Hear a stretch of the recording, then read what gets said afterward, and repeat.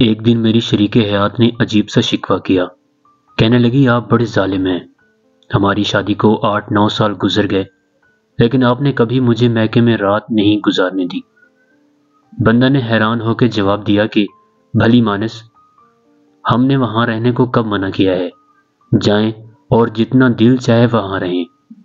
وہ خوش ہو کے بولی ٹھیک ہے، پھر میں اگلے 2 دن میکے ہی رہوں گی، لیکن آپ کا ناشتہ اور آفس کی تیاری، دوپہر اور رات کا کھانا کون بنا کے دے گا؟ بندہ نے جواب دیا آپ کو پتہ ہے کہ میں ہر طرح کا کھانا پکانے میں ماہر ہوں، کپڑے خود دھو بھی لیتا ہوں اور پریس بھی کر لیتا ہوں۔ اگر کچھ زیادہ مسئلہ ہوا تو بھائیوں کے گھر ساتھ ساتھ ہیں، وہاں سے مینج ہو جائے گا۔ آپ ریلیکس رہیں اور سکون سے میکے جائیں۔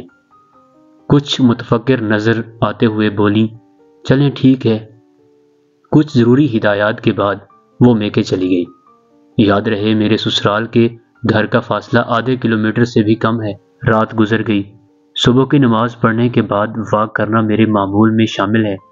واک کرنے کے بعد بندہ ناشتہ بنانے کا سوچ ہی رہا تھا کہ دروازے پہ دستک ہوئی۔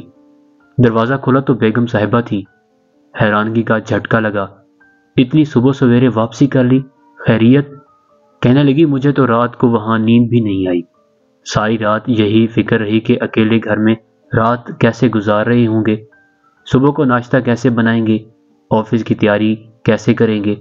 آپ کو تو اپنے کپڑوں اور جوتوں کا بھی پتہ نہیں ہوتا، لیکن لگتا ہے آپ تو میرے بغیر کوئی فرق نہیں پڑنے والا۔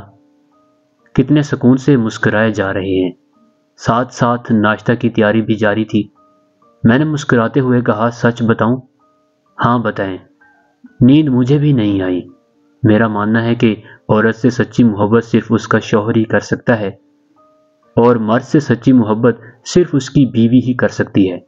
محبت ہمیشہ وقت لیتی ہے، انڈرسٹینڈنگ مانگتی ہے، جس کے لیے ایک دوسرے کا ساتھ لازمی ہے۔ نکاح اور شادی اس کا بیسٹ وے ہے، باقی تمام راستے گمراہی، بے راہروی اور رسوائی کا باعث ہیں۔